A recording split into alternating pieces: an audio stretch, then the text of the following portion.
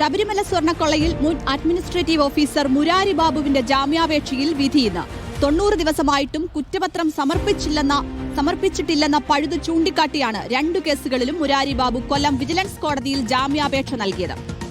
മുരാരി ബാബുവിന് ജാമ്യം ലഭിച്ചാൽ അന്വേഷണ സംഘത്തിന് അത് തിരിച്ചടിയാകും. അതിനിടെ ദ്വാരപാലക പാളികളിലും കട്ടിളപ്പാളികളും പരിശോധിച്ച VSSCയിലെ ശാസ്ത്രജ്ഞരുടെ മൊഴി രേഖപ്പെടുത്താനുള്ള നീക്കത്തിലാണ് SIT. TV പ്രസാദ് വിശദാംശങ്ങൾ നൽകും. TV പ്രസാദിലേക്ക് നമുക്ക് മടങ്ങിയെത്താം. എന്തായാലും മുരാരി ബാബുവിന് ഇന്ന് നിർണായക ദിവസമാണ്. ജാമ്യം ലഭിക്കുമോ ഇല്ലയോ എന്നതിലാണ് ആകാംക്ഷ ബാക്കി നിൽക്കുന്നത്.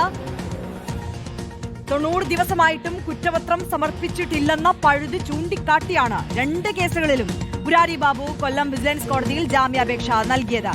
TV പ്രസാദ് ചേരുന്നുണ്ട്. TV പ്രസാദ്, ജാമ്യം ലഭിക്കുകയാണെങ്കിൽ ഈ കേസിൽ ജാമ്യം ലഭിക്കുന്ന ആദ്യത്തെ വ്യക്തിയാകും മുരാരി ബാബു. അങ്ങനെ ജാമ്യം ലഭിച്ചാൽ അത് അന്വേഷണ സംഘത്തിന് വലിയ തിരിച്ചടിയുമാകും.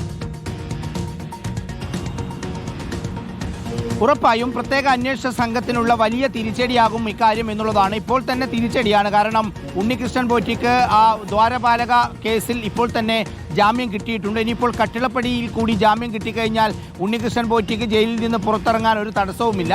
മുരാരി ബാബുവിനാണെങ്കിൽ നിലവിൽ 90 ദിവസം പൂർത്തിയായി കഴിഞ്ഞു. ഇന്ന് ജാമ്യാപേക്ഷയിൽ വിധി പറയുന്ന സമയത്ത് മുരാരി ബാബുവിന് ജാമ്യം കിട്ടുകയാണെങ്കിൽ പ്രത്യേക അന്വേഷണ സംഘത്തിന് ഒന്നും ചെയ്യാൻ കഴിയില്ല എന്നുള്ളതാണ്. എന്തുകൊണ്ടാണ് 90 ദിവസമായിട്ടും കുറ്റപത്രം സമർപ്പിക്കാതെ ഇങ്ങനെ നിൽക്കുന്നത് എന്നുള്ളതാണ് ഉയരുന്ന ഏറ്റവും പ്രധാനപ്പെട്ട ചോദ്യം. അതായത് അന്വേഷണ ഉദ്യോഗസ്ഥരുടെ പ്രാഥമിക ഉത്തരവാദിത്തമാണ്, പ്രത്യേകിച്ച് ഇത്രയും വലിയ കേസിൽ, അയ്യപ്പന്റെ സ്വർണം കൊണ്ടുപോയ കേസിൽ പോലും ഇവർക്ക് എന്തുകൊണ്ടാണ് കുറ്റപത്രം കൊടുക്കാൻ കഴിയാത്തത് എന്നുള്ളത്. അന്തിമ കുറ്റപത്രം കൊടുക്കാൻ കഴിഞ്ഞില്ലെങ്കിൽ പോലും 90 മുതൽ കിട്ടിയില്ല എന്ന വസ്തുത നിലനിൽക്കുന്നുണ്ട്. മാത്രമല്ല പ്രധാനപ്പെട്ട പല പ്രതികളെയും അതുപോലെ തന്നെ ഈ കേസുമായി ബന്ധപ്പെട്ട പല കണക്ഷനിലേക്കും ഇതുവരെയും പ്രത്യേക അന്വേഷണ സംഘത്തിന് എത്താൻ കഴിഞ്ഞിട്ടില്ല. ഉദാഹരണം പറഞ്ഞാൽ 2019 ജൂലൈ മാസം 19-ാം തീയതിയും 20-ാം തീയതിയുമാണ് ദ്വാരപാലകങ്ങളിലെ പാളികൾ ഇളക്കിക്കൊണ്ടുപോകുന്നത്. അങ്ങനെ ഇളക്കിക്കൊണ്ടുപോകുമ്പോൾ മഹസറിൽ ഉണ്ണികൃഷ്ണൻ പോറ്റിയുടെ പേരിനടുത്ത് ഒപ്പിട്ട് ഓരോ 2 ദിവസവും കൊണ്ടുപോയത് ഒന്ന് അനന്ത സുബ്രഹ്മണ്യനും 2 രമേശ് റാവുമാണ്.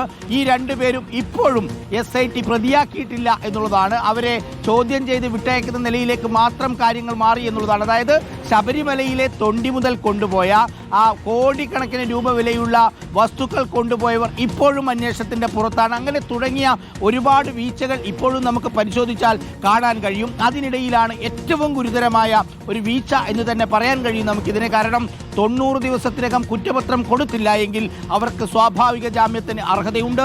ഉണ്ണികൃഷ്ണൻ പോറ്റിക്ക് 1ാമത്തെ കേസിൽ കിട്ടിയതുപോലെ മുരാരി ബാബുവിന്റെ ഈ അറസ്റ്റ്, അതായത് ദ്വാരപാലക പാളികളുടെയും കട്ടിളപ്പടിയുടെയും അറസ്റ്റ് ഒരൊറ്റ ദിവസമായിരുന്നു എന്നുള്ളതുകൊണ്ട് അതിന്റെ 90 ദിവസം പൂർത്തിയായി.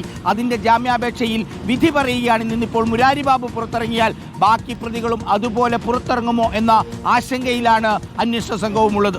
തീർച്ചയായും TV പ്രസാദാണ് സമഗ്രമായ വിവരങ്ങൾ നൽകിയത്.